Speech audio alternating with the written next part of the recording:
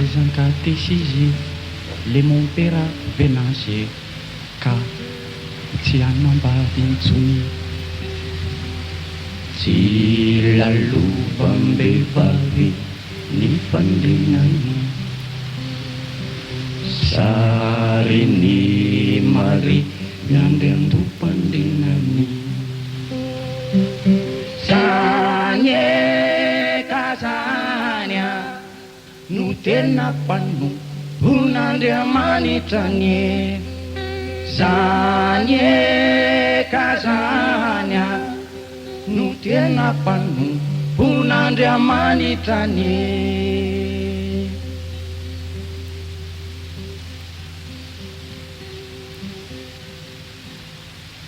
reniny Kambody i masora Terezie ka tsy dia olon-dehibe.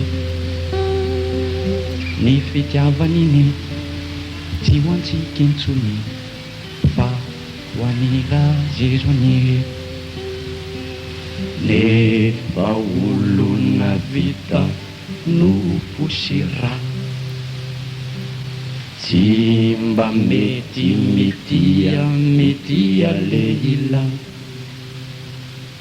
Zany eka zany a no tena mpanompon'Andriamanitra ny zany eka zany a no tena mpanompon'Andriamanitra ny